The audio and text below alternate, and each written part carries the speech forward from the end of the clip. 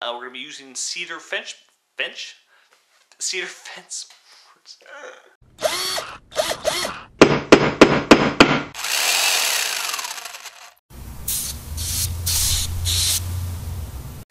Hey guys, how's it going? Welcome back to part 2 of my outside storage box.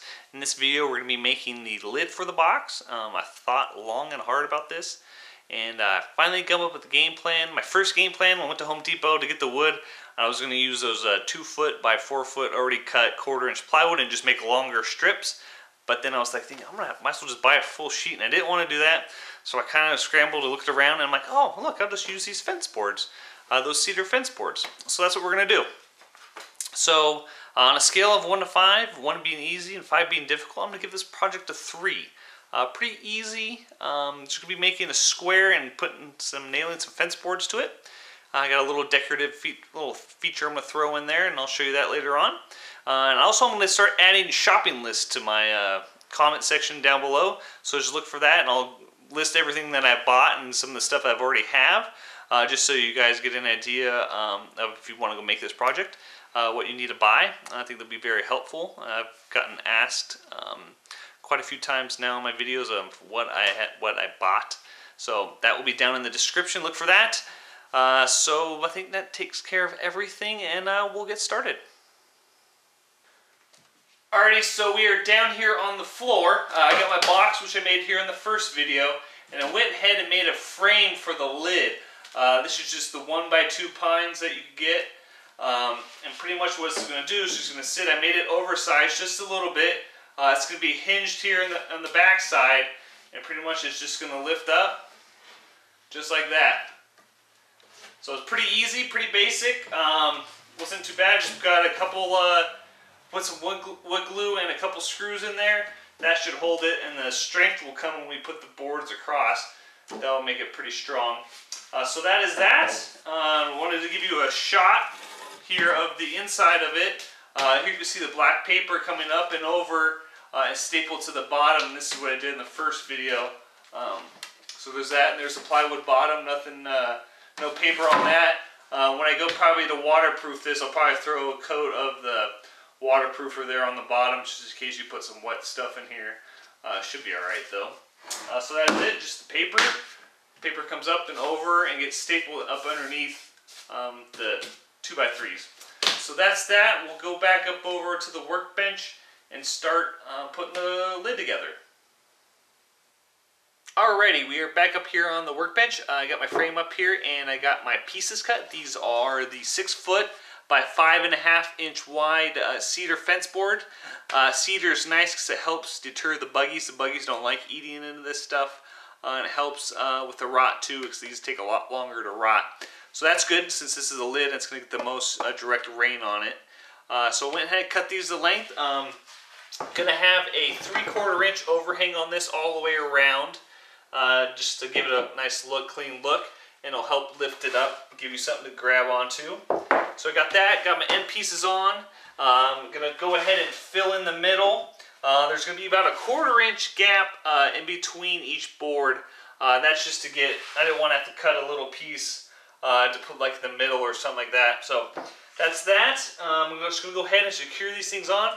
And we are going to use a bead of silicone as well to put these on, just to help so water doesn't creep up underneath there, and to help secure these things down, along with the pin nailer as well. So I'm going to go ahead and nail these as well. So we'll go ahead and finish this thing up.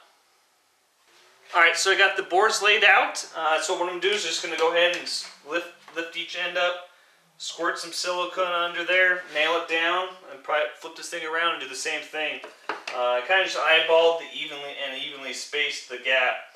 I'm happy with it, so go ahead and nail all these things down.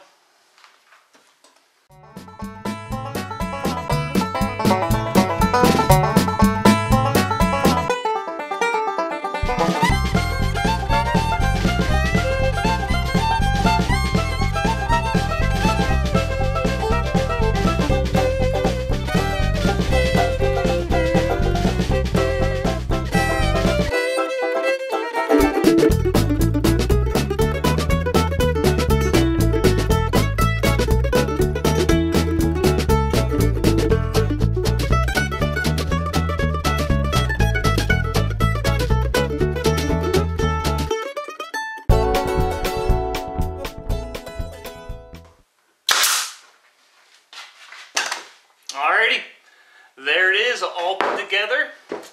So now I'm going to go ahead and show you what I'm going to do to cover these gaps. Well, what do you think? Pretty neat. So these are just redwood strips. Give it a nice pop of color without using any stain or anything. And I kind of like the knots and the roughness, or the rustic rough look of it. So that's going to cover these gaps. I'm going to go ahead and do the same thing that I did on the box. Going to probably put a generous bead of silicone on there because I don't want water going in between the two pieces of the cedar boards. So a good generous bead of silicone and a couple nails, and I'm going to go ahead and nail all these down. And then after that, I'll bring you back and we'll get ready to attach the lid to the box. Alrighty guys, it is the next day. I let this dry overnight, just put some boards up here with some weight on it so that way the redwood would sit and dry nice and flat, and it did. So I'm happy with that. So the next step, we're going to put some hinges on here. I just picked up two of these little piano hinges. Pretty easy, they're like $2 or $3. So we're going to put those on there. I had to put a shim block on here that way because the lid and the box do not sit flush, so I needed to make it sit flush. The hinge will just screw on just like that. And then, so I'm going to go ahead and do that, and then we'll be back. Alrighty, so the hinges are on. Spin this bad boy around and see if it works.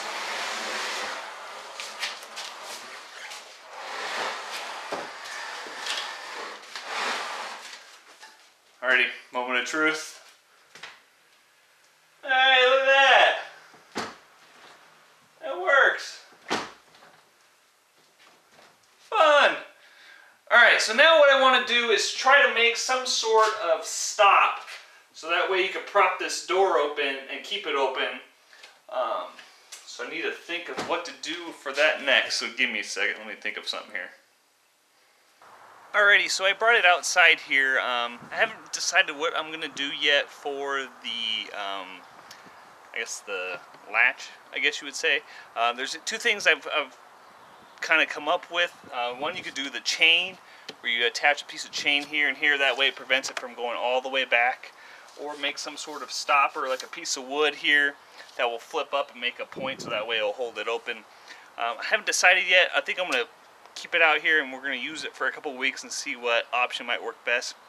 Because where this is going, it's going up against a fence, so this will just lean up against the fence. So we might not need one at all, but depending if you make this and where you put it, you might need something there to keep it, the lid from going all the way back.